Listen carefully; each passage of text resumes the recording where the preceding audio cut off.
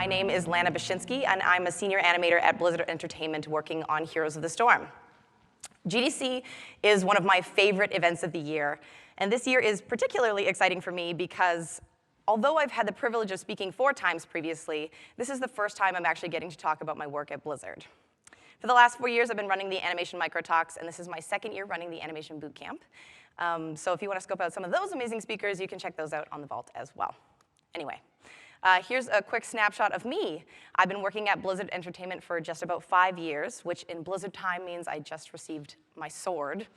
I started in 2012 as an intern working on StarCraft II, Heart of the Swarm, and I managed to work a little bit on a game that was just starting up at the time called Blizzard All-Stars. After finishing my internship and my degree, I've got a BFA from the Academy of Art University just around the corner. I was brought back to work full-time on the newly renamed Heroes of the Storm a few months before the launch to the Friends and Family Alpha, and I've been there ever since. This talk is about Orphea, the first hero that was created to be entirely unique to Heroes of the Storm, and I will be discussing the process the team used to bring her to life in the Nexus. But Orphea is really just a lens for me to show you a bit more behind the curtain of Heroes of the Storm as a whole. Orphea, like anything, was only made possible by years and years of learning experiences. There is something very unique about working on a living game, and I'm distinctly excited to share with you the things that made our journey successful, but I'm also looking forward to sharing with you some of the obstacles we faced, because that's truly where the learning happens. As we developed Orphea, what we found most valuable was establishing an open and agile collaborative development process cross-discipline, which is really the heartbeat behind everything I want to share with you today. So let's get into it. If you haven't played it, Heroes of the Storm is a 5v5 fast-paced MOBA brawler that brings together heavy-hitting characters from all of Blizzard's franchises, and of course, stuff like this, wacky skins and mounts and the general zaniness that makes the Nexus what it is. This project has been an absolute dream to work on. It is truly an artist's playground. Any given snapshot of time has had me working on disgusting creatures, or beautiful babes, or stoic militaristic people, or agile ninja robots, and all in all, generally just getting the opportunity to add my take on iconic characters from Blizzard history. Of course, this amount of variety comes with unique challenges, like merging a multitude of art styles into one cohesive aesthetic. As our game and our team has matured, however, an even bigger challenge that we faced was one of identity. It was a struggle to effectively project our unique IP. How do we show off Heroes of the Storm when the faces of our game are the faces of other games? How do we make Thrall in the Nexus distinct from Thrall in WoW, or Thrall in Hearthstone? Here is some key art from BlizzCon 2014. Heroes of the Storm announced 4 new playable characters this year. How much of this key art is clearly Heroes? Being the crossroads of all of our franchises, who can really say? Perhaps all of it, but also perhaps none of it. So we began featuring more of our heroes in skins that were unique to our franchise, or our game, instead of their traditional looks, like this mecha pack featuring Tyrael, Rhaegar, Tassadar, and Abathur, or this diva, the Destroyer. And eventually, we even began developing heroes who are distinctly from one of our existing IPs, but who are open to a broader interpretation of their original character, like Lunara, the Dryad unit first seen in Warcraft 3, and Blaze, the flamethrower-wielding firebat from StarCraft. While those are awesome outlets for us as developers, we jumped at the opportunity to solidify our identity through the development of our first original IP hero, Orphea, effectively turning the world of the Nexus, the world where Heroes of the Storm takes place, into a fully developed Blizzard universe that has legs of its own. Let's take a quick look at where we landed.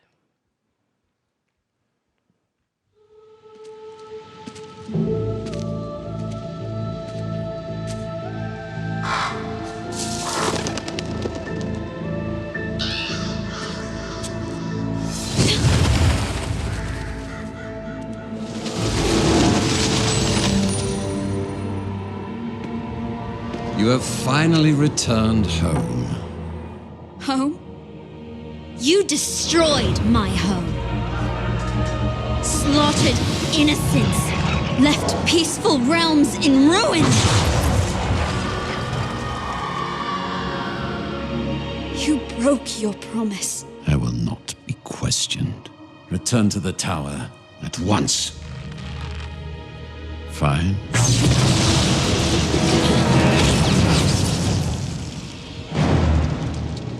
How could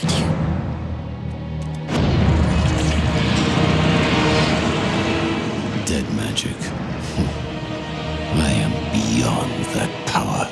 You're wrong.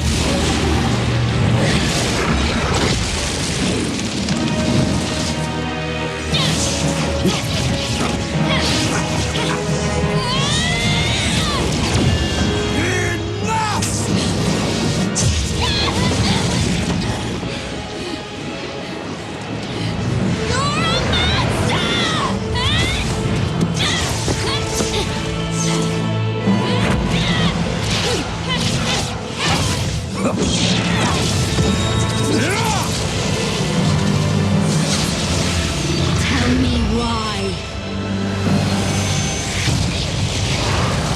There must be order, my daughter.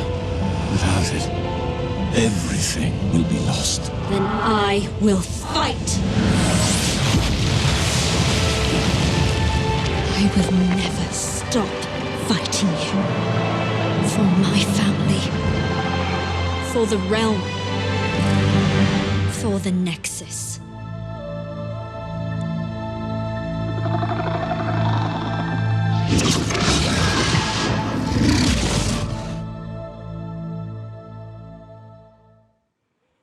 So that's Orphea and her father, Oberon, the Realm Lord of Ravencourt.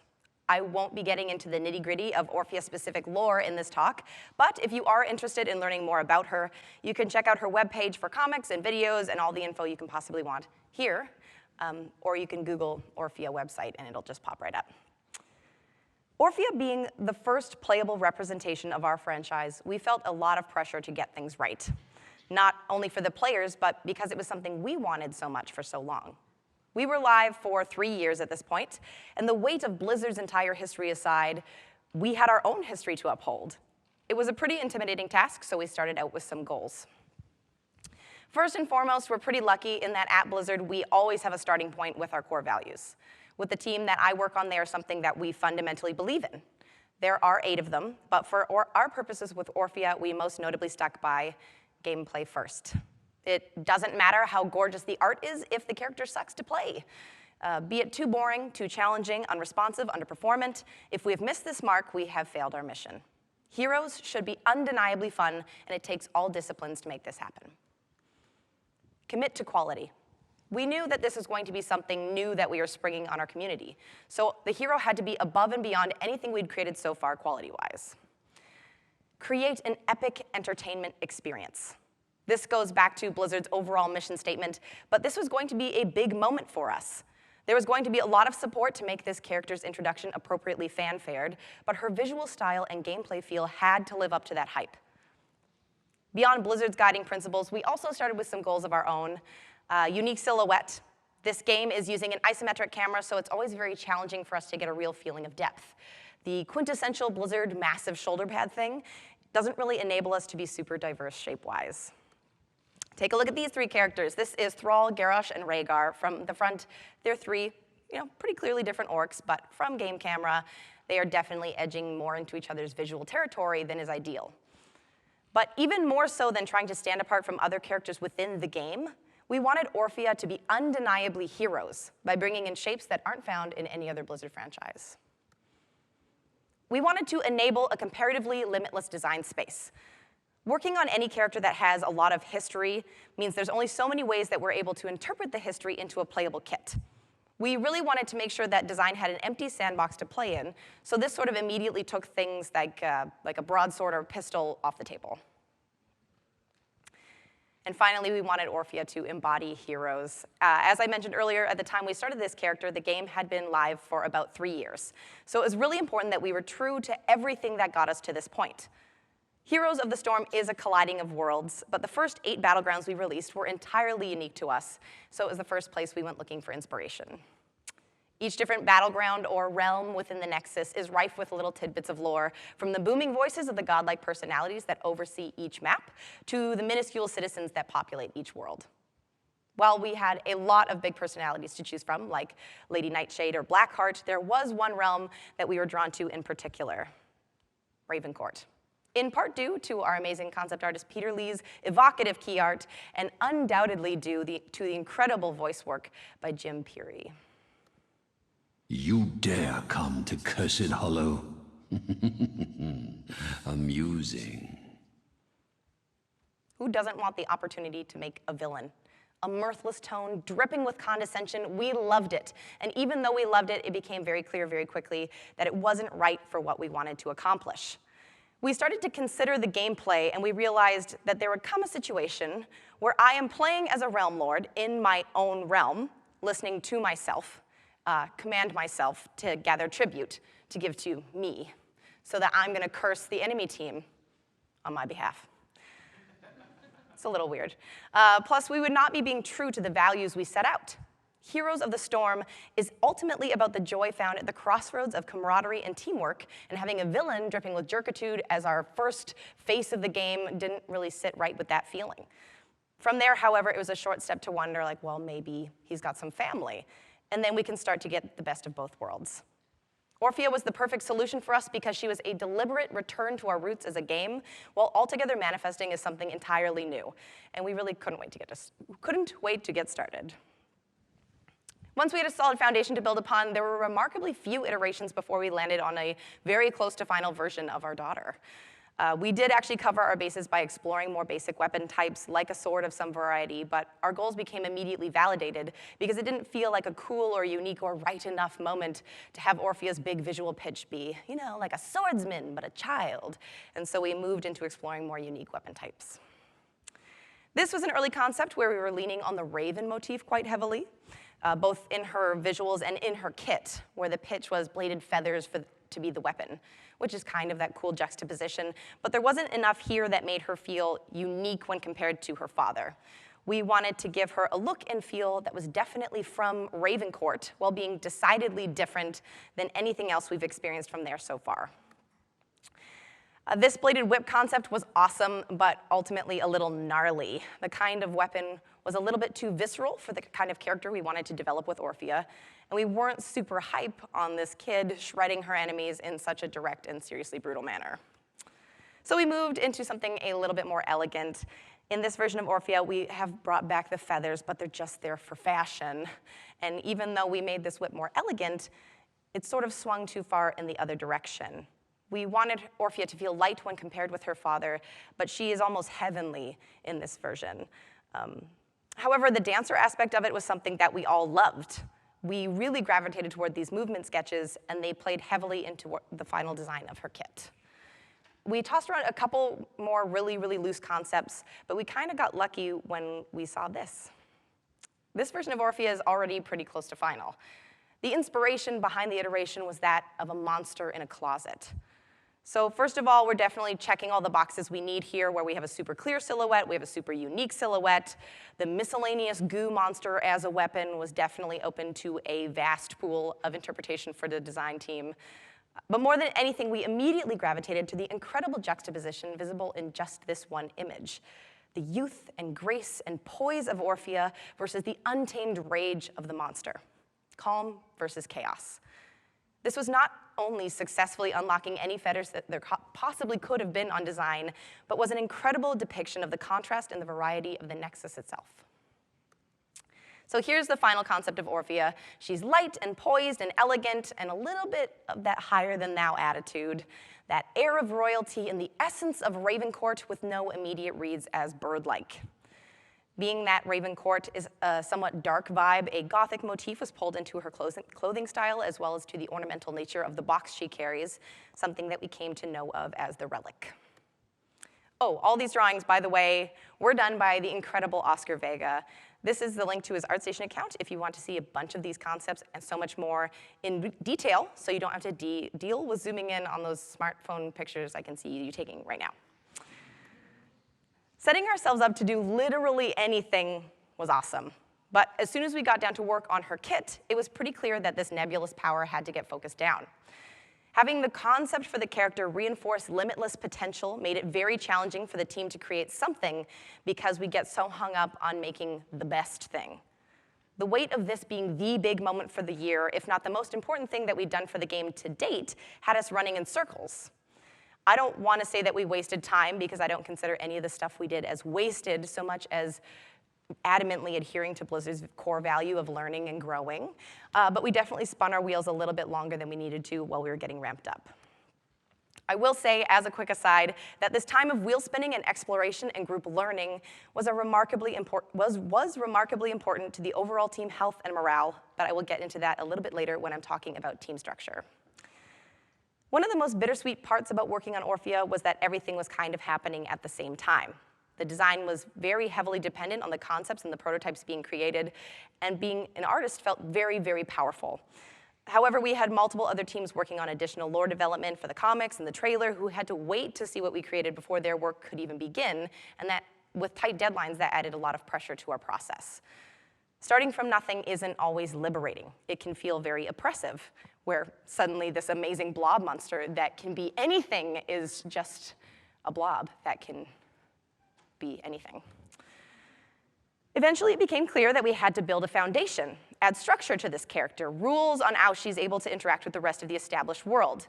We wanted to make sure that we were headed in a viable direction, so it largely fell to the art team to really explore the capabilities and, more importantly, the limitations to what this goo guy could do.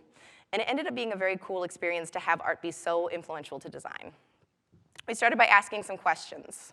Who owns the magic? How much of Orphea's ability is her own magic versus drawn from the relic she carries? What can the power truly become? And how many teeth are too many teeth? Here are some of the really early monster/goo as weapon explorations we went through. This is the first concept of what could have potentially been the monster's full body. The image overall is not giving us a whole lot of information about the form of the thing, but there is definitely enough that we liked here. That big cranial structure was definitely going to stick around. We knew we were going to work a giant monster face into her kit somehow, but most notably doing something with the big teeth and the various bodily spikes. We also loved that it was kind of a combination substance. The body feels like it has some weight to it, but the edges have this tearing feeling that has a lightness to it, almost like it's peeling into smoke or molting somehow. And finally, the team wanted to hold on to that blurred transition from heavy mass to formless substance. We liked the kind of fear it could strike to have nothing visible but a puddle, and then suddenly this guy. We actually did do some prototyping with this as the base. We briefly pulled one of our modelers aside to rough something up for this, but this immediately looks very stupid. I don't know, I did a lot of animations on this guy, and no matter what we tried to do, he looked too human. At no point, I don't think anybody was looking at this and being like, yo, let's get some sculpted delts on that guy. And so we threw him in the trash. This is us trying to find out more of the goo's potential. What are the limits to what this guy can do? And at first we were like, yes, amazing, goo is everything. Goo chariot, goo hammer, goo double deuce, goo couch. But this stuff was giving Orphea a very Green Lantern-like vibe, which is something that we were not too jazzed about. All these ideas are pretty cool, but none of them fit the mood that we felt in the original concept. In the end, the thing that we discovered that helped our team the most is when we stopped thinking of Orphea and the monster as two separate pieces. Rather than seeing Orphea or her monster, we discovered that this dark, ancient magic is an extension of her power. It's not a sentient being, and understanding this lore became central to the creation of her kit. So, if I were to be in possession of the relic, perhaps we might see radiant beams of sunshine magic, but Orphea's magic looks nightmarish because it's a representation of her personality and her depths. The relic affords her power, but how it manifests is an amplification of Orphea's innermost feelings. So this meant we had to make Orphea's abilities look less like a conscious effort and more like a reactive burst. So we steered away from ever using the monster in the form of props. As Orphea's design started coming online, we got to do a little bit of prototyping, which was super exciting because we're not typically afforded that kind of time. Prototyping is powerful. Getting something in to visualize, not to finalize. I heard that somewhere last year. I cannot remember who said it for the life of me. That quote's not mine. Whoever said it is awesome. It stuck with me the whole time we were working on this, and our team applied it to Orphea's development with gusto. Our prototyping process proved awesome for a number of reasons. Rapid-fire design validation. A common thread through most of our efforts in the early process was our goal of unfettered design. We wanted to make sure the team had the capability to play with something new without getting hung up on the creation or readability of temp assets hacked in. In the past, we'd had problems getting clarity in early play tests, people not knowing what's hitting them or where it's hitting them from. With art available to more accurately represent the design iterations, we were able to get greater amounts of more actionable feedback earlier in the process. rapid-fire artistic and technical validation. Can we actually do this? The team has a history of coming up with great ways of pushing the envelope of what we think is possible to do in our game without checking to see if it's possible to do that in our game. Burning a week or two working with the designers in a direct and flexible way effectively put a stop to that moment somebody might have shrugged and went, art will figure it out. And finally, getting one step ahead in the art pipeline. Rather than having the team hastily repurpose assets in a sloppy way, we could set up proper file structures, data entries, and ultimately have less work to delete or redo when we got into final development. I've got some examples of our prototyping work, and I will start with Chomp. This ability was the first ability that we prototyped, and we somewhat lucked out on how smoothly things went because it set the stage for the rest of our team interactions going forward. First things first, the design pitch for the ability was super clear, which was a great jumping off point. We knew that we wanted a big monster moment in Orphea's base kit, so everyone was immediately on board to make this happen. Because this was the first ability we were prototyping, I went into sketching some ideas to get buy-in from the rest of the team before we committed more resources. We're pretty flexible, so really anybody on the team could have taken point, but I was really excited about it, and I had a very clear vision of what I wanted, so folks graciously let me indulge myself. The hero would summon a giant set of teeth and slam them down in front of her to effectively chomp her enemies. My initial drawings are crappy, but the team agreed that we should move on.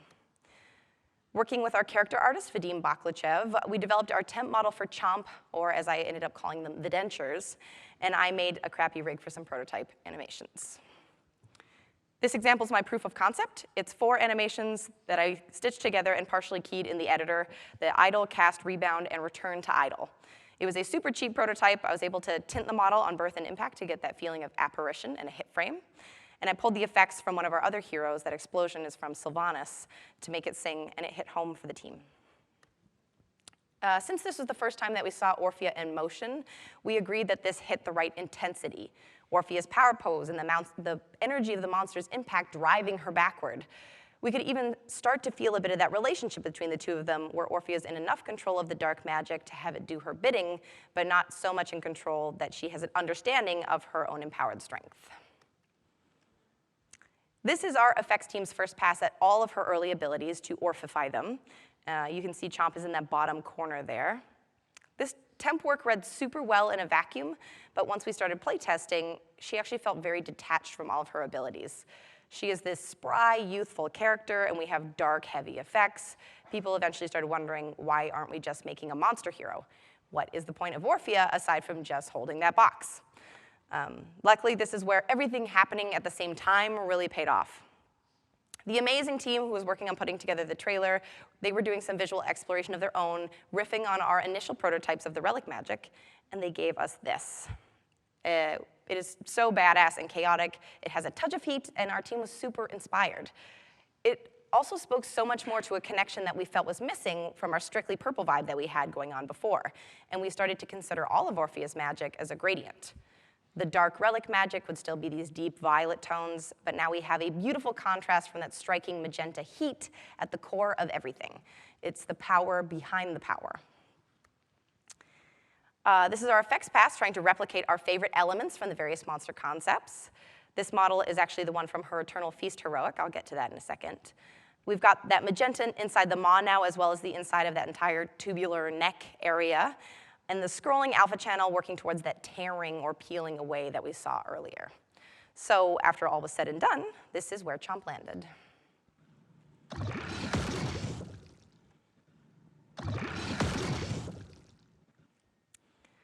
This is an early take on what would become Orphea's Q ability, Shadow Waltz. We whipped this up in like an hour one afternoon. The Q was originally pitched as Orphea's magic's big moment before we realized we wanted more connection between Orphea and her monster. This prototype was ideal because the giant beam was super visible, so design was immediately able to tell that it wasn't art's fault if the ability wasn't fun. The effects were unmistakable in playtests, and the team could focus their feedback on what actually mattered, and we could move through iterations and find success much faster. The prototype also revealed that we weren't going to be able to artify this the way that we wanted. As I mentioned earlier, the team was very excited about depicting Orphea as this dancer, and Shadow Waltz was supposed to be our opportunity to explore this motion, and having the damage happen at the end of the ability was limiting that exploration. The dash time was too fast for anything much more than a smear frame, and she would pretty much always be diving forward to launch the energy beam. In the end, our fantastic designer Kyle Dates made the call to move the dash to the end of the ability, which was great for a number of reasons. The design was much more successful because it made her mobility conditional. She could only dash if she hit her attack, which added a lot more counterplay. But it also gave us a lot more freedom with the artistic representation, because now it could be used to dive or escape. As you can see, Arthas isn't having much luck in the video. And because there was nothing guaranteed to be immediately cast from it, we made the dash multi-directional with flourishy spins and dips that finally made Orphea feel like she was dancing around the battlefield. This is an early prototype for one of Orphea's heroics, Eternal Feast, I mentioned earlier, and it showed us two things. The hands were super cool in the original concept, but as soon as you put them next to the face, it looks like a guy in a suit. Very bipedal and much more humanoid than we want from this kind of reactive burst abilities. And the second thing we learned is that effects was definitely going to have to do most of the heavy lifting. I went through a lot of iteration on this guy.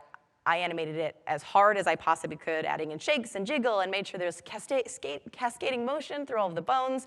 I shot reference. I scaled up the teeth and the face on the impact, and sort of every super extra animator move I could think of. And no matter what I did in the end, it just looked like a tube sock.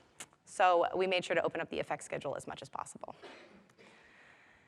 The end result isn't so far away from what we had animation-wise, but our incredible FX artist Thomas Horwath really made this ability what it is. And here's the final result.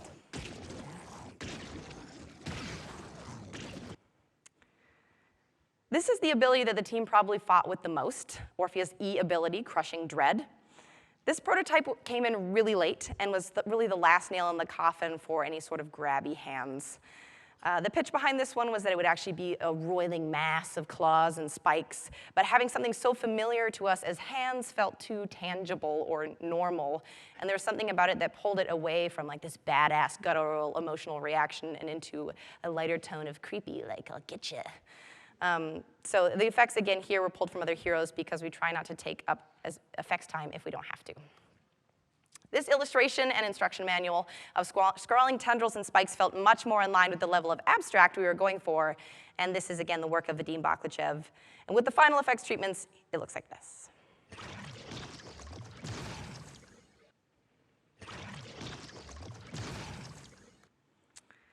Finally, there was Orphea's other heroic, Crushing Jaws. This was another ability that the team really threw down on. Finding a big monster moment that felt as unique and spectacular as Eternal Feast was tough. We went through a lot of very ugly sketches on this one, starting with this idea that it would be a slower moment that ended in a big stun or root or something, but the design was half-baked and the visual seemed like a less cool version of what we were already creating for Eternal Feast. Because the design was a little stumped, Art got the chance to step up again and sort of show what we would be capable of supporting. So I pitched this idea of something that could be a big visual spectacle, but would ultimately be very straightforward for the player to use. The monster would just emerge and do damage in a uniquely shaped space, but that was simplifying things too much and was going to be boring to use, even if we made it look pretty cool. So design took the thought and changed it into a simpler shape with more interesting gameplay. Line damage, but a knockback, and a possible stun if you hit terrain. And then we made this hideous mock-up. It is so ugly, I debated not including it. But the point is that we were learning, and so we're also showing. And again, this is using assets from old heroes just to get the job done, but we hated that monster bod. So we tweaked the design, and we reused the dentures for a two-sided pull-in, and this is what felt right to us for the most part. Our visual design for the final art was actually driven home by the effects artist, Thomas. He pushed for what he called bloop, which is that big droplet emerging with that cute little face before it splashes down and morphs into Jaws of Death. It really hit the mark by way of all of our goo goals, and it also added this incredible cuteness to Orphea's otherwise monstrous kit. It was just the right amount of adolescent flair to make this ability feel like a very unique experience, a more mischievous side to Orphea's subconscious monster problems. A big part of making Orphea is that we didn't want her to come across as just some angry kid. We spent so much time discovering this hero and learning everything that we could about her that it was important to us that she had her time to shine as well. which can be easily overshadowed with this kind of kit. It is very easy to get distracted by how awesome it feels to violently gnash enemies to death with rage magic, but we wanted Orphea to be a complex and multifaceted individual. The main message of the Heroes of the Storm animation team is to develop characters that are bursting at the seams with personality. So using even the smallest moments to reinforce the core of a hero is essential. We made sure a feeling of lightness permeated all the spaces in between. Early on, there was a lot of debate about the weight of the relic that she carried. Can she actually walk around with that, or is she keeping herself magically afloat out of necessity? With the idea of Dancer in mind, we thought it was important she was as versatile as possible, so she is always very light on her feet. Orphea's upbringing means she would be in the upper echelons of Raven Court, so Orphea is naturally quite poised as well. Furthermore, she's one of the most powerful beings in her realm, to the point where she doesn't even really know how powerful she is. So to make it clear that hoisting that relic around all the time is really nothing to her, I animated her to bound effortlessly into battle. And of course, to descend elegantly back to her feet. Orphea's dance is very intentionally cute and light on her toes, plus any opportunity we had to sort of flip her hair around immediately added that feeling of buoyancy that would offset the darkness. And finally, Orphea's hearth is the last piece of her kit that I animated, and it is not playing. Nice, nice. One sec. I believe. Hey. It is a culmination of everything I learned while working on her.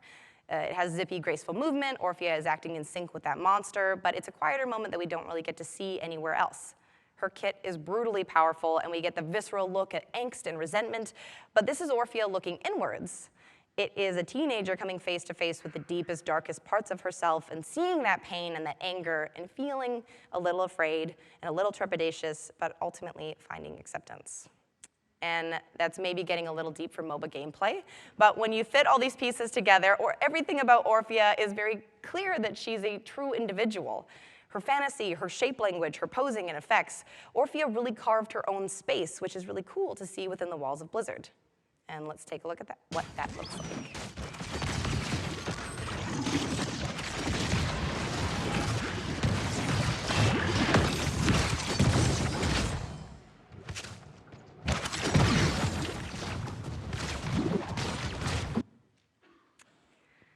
Aside from the hero herself, the strategy we use to ideate and bring her to fruition is one of the most successful things that came out of Orphea's development.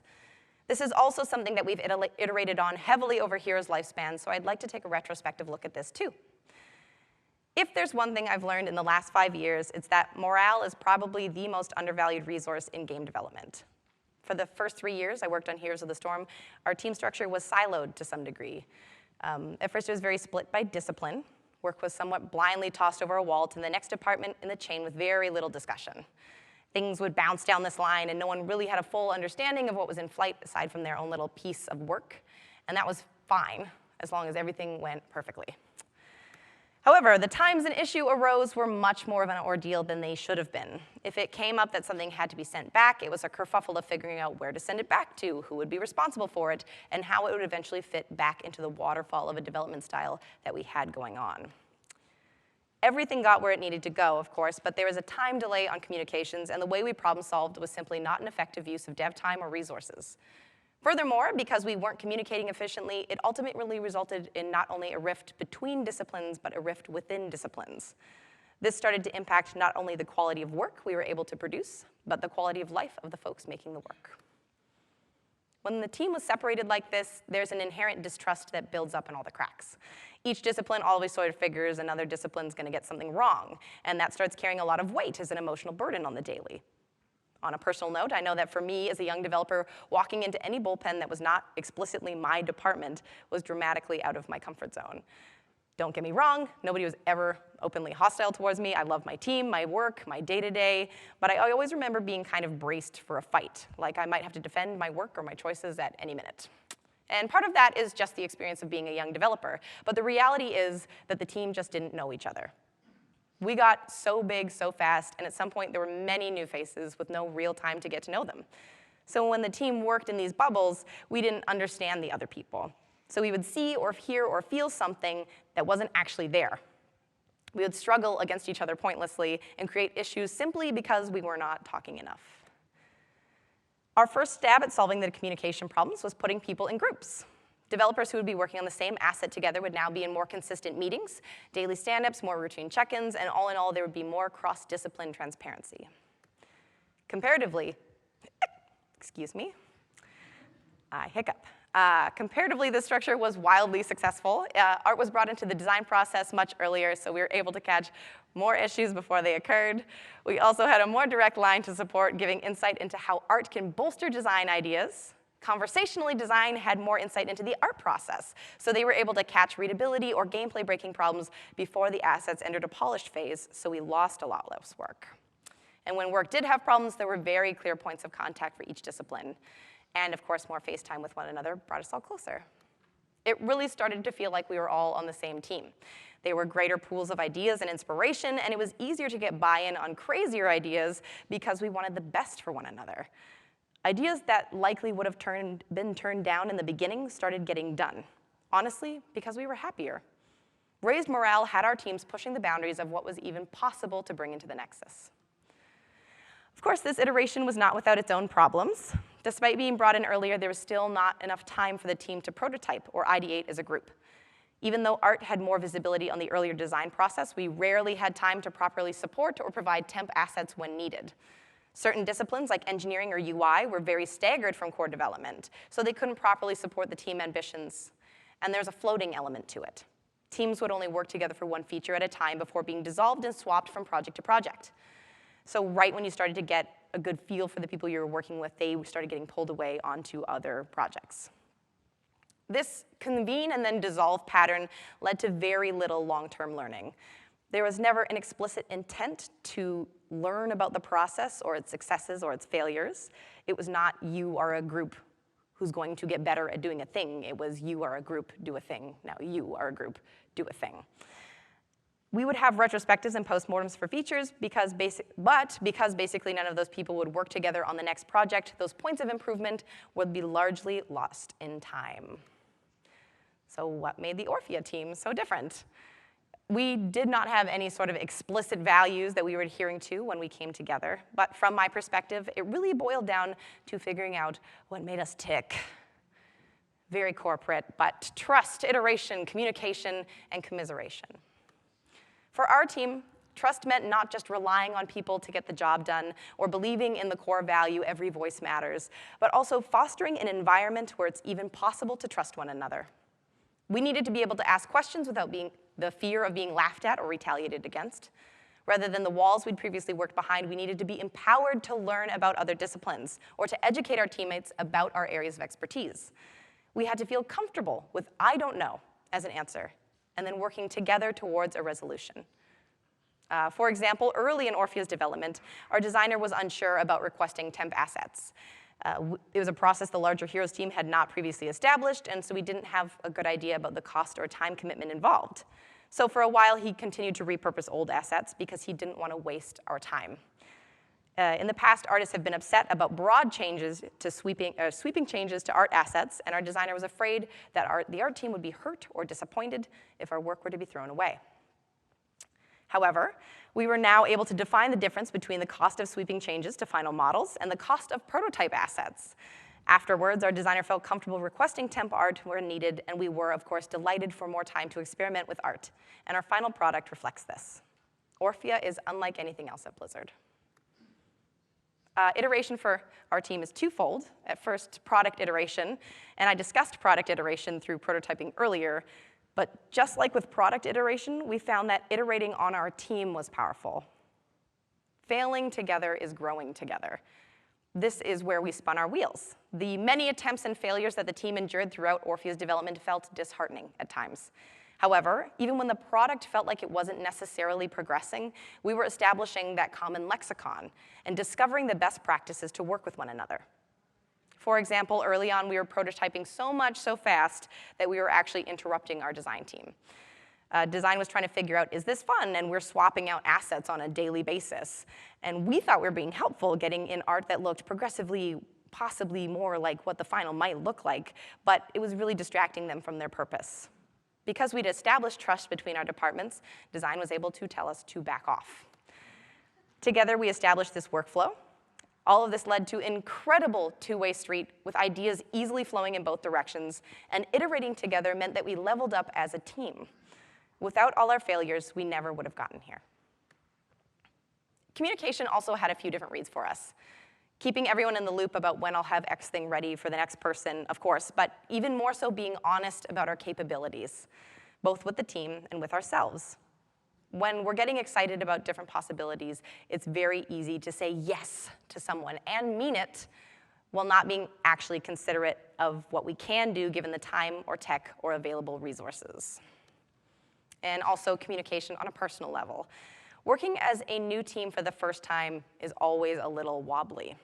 So we hosted art brainstorming meetings with all disciplines, from QA to engineering. We had daily stand-ups where folks could ask questions about terms or processes they didn't understand.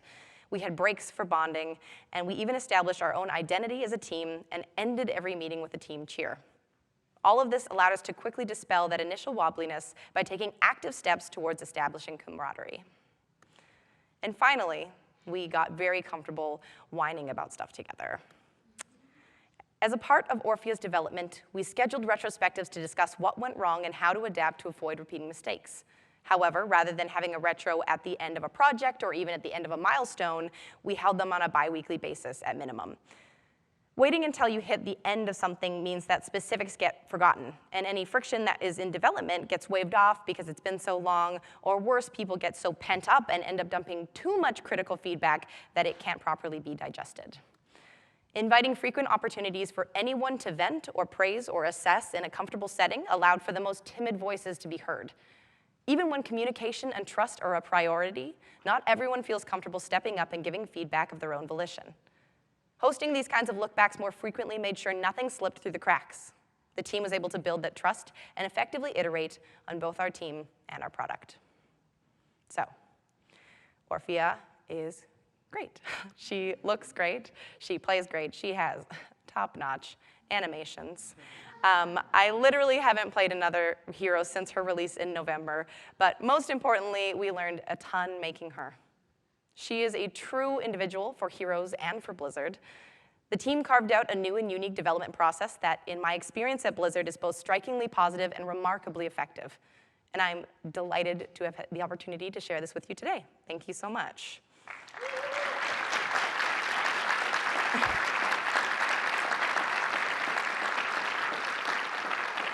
So if you are interested in getting in touch, these are the best places to get a hold of me. I have DMs open on Twitter, and I'm not always quick to the reply, but I do always reply.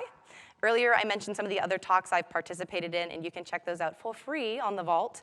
And the animation micro talks in particular are a little bit more out of the ordinary than the typical session you might see during the main conference, so give those a chance if you haven't already.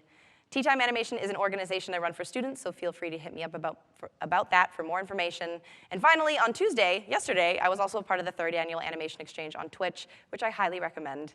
If you like this style of presentational sharing and a bit of the wackiness that comes along with a platform like Twitch, then you'll love it. The VODs are available shortly on animstate.com. And now, I've got some time for questions. I think there's a mic if you want to use it.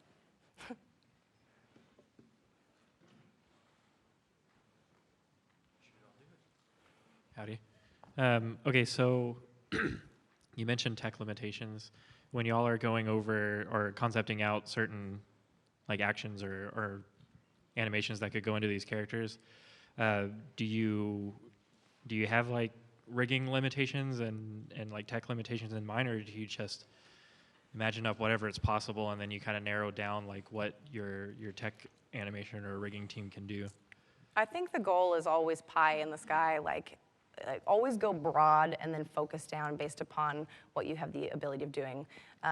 With our game, to make sure that it's performant, we definitely have like bone count limitations and scale limitations to make sure that the game will run as smoothly as it needs to be for a competitive game. But we definitely start with as big as we possibly can, and then we figure it out from there. Thank you.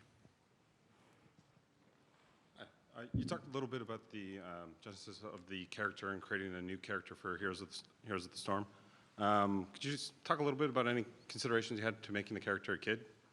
Any considerations to making the character a kid? Yeah, like initially you said you looked at the Ravencourt guy and then Yeah. decided to go for family, but were there any concerns that that would be the iconic character of Heroes I of the Storm? think we were excited about it as like contrast was a big thing. Contrast of her and the monster, contrast between her and her father, and generally just standing out. And we don't really have any youths in the Nexus. And so this idea that we would have this character who is, you know, sort of traditional hero's journey. She's young, she's afraid. If you check out the comics, you can sort of see how she's very resistant to sort of what is her destiny to protect the Nexus from her father. And that felt right. Making our first character, making it like our daughter it felt right to us. Cool, thank you. Hi. Although this character is unique for Blizzard, did you base this character on other villains, superheroes, things like that? Because it seems a lot like symbionts from Carnage, Venom, and Oh, other. you're speaking to the monster. You're saying Yeah, it's very yeah, unique for Blizzard, but it's not necessarily like the most unique thing ever created. Yeah. If you and your team had like this as a base, as how do I say, motivation to create this character. I don't think that was our initial inspiration. I think the monster in the closet, we're like, okay, we're going to make a kid and carrying around a closet that has a monster in it. You know, it's sort of a visual representation of emotional baggage in a way. And then as soon as we start visualizing a monster, it's like, okay, we want it to be sort of nebulous. We don't want it to, what does it really look like? We know it's got these teeth. And we want it to be really frightening, and that ambiguity was frightening to us. And of course, going through development, we looked at inspirations from like Venom, definitely Carnage, love them. But that was not our initial intent. Oh, okay. Thank you. Thanks.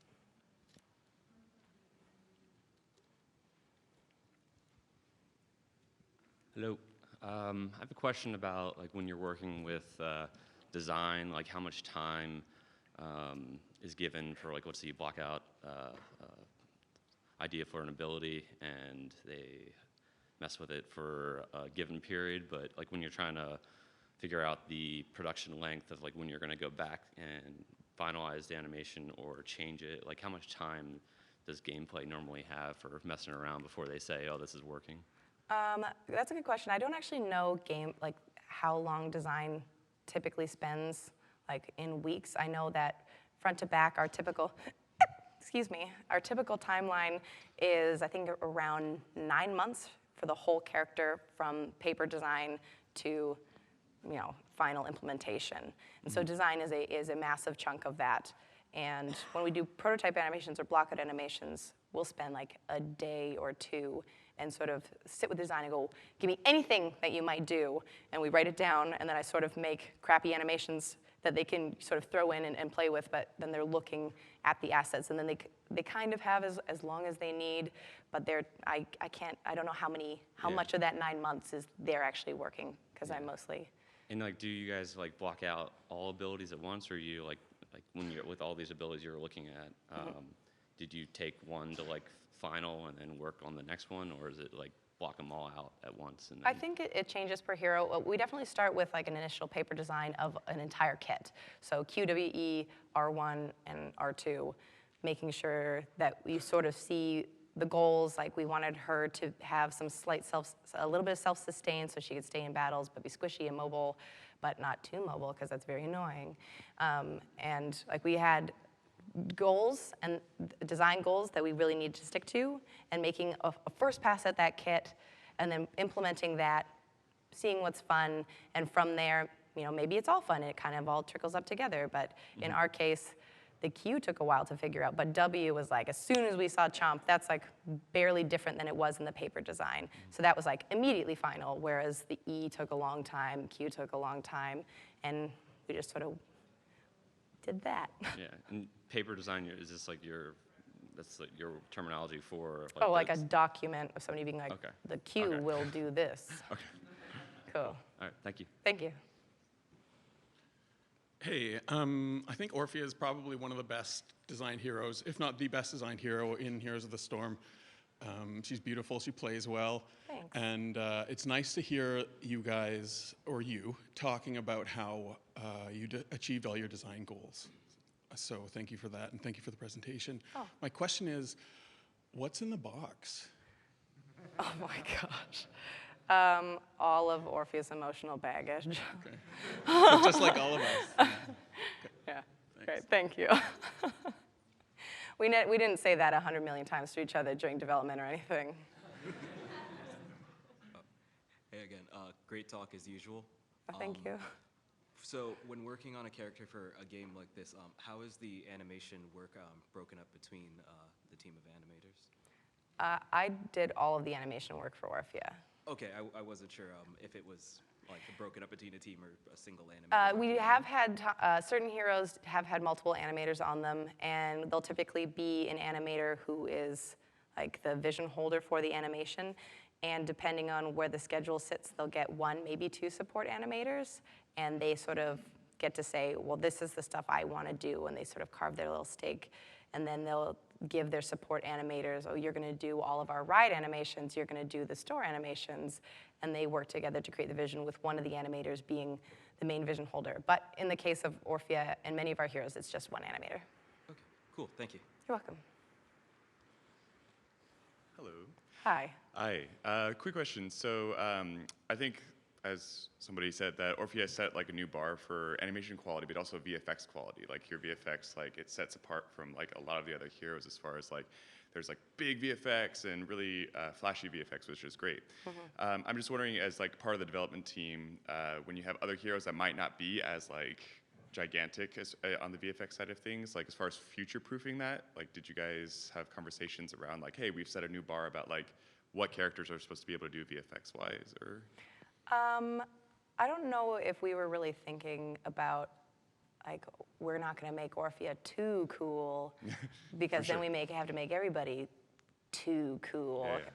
I think we always hope that we hit a certain quality bar, and sometimes maybe it's a bummer if you're like, oh, my favorite character, it does just have a broadsword, and they're just varying and going slice, slice, slice, slice, slice, slice. But that's what is right for that character. For sure. And so I don't think I think we thought about the fact that we set a quality bar in how the team worked together. And because the team worked so cohesively together, we were able to create a more beautiful product as a result.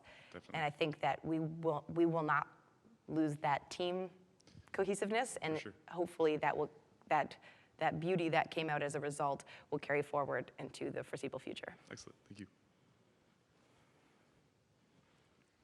Any last questions? Thank you so much, everybody.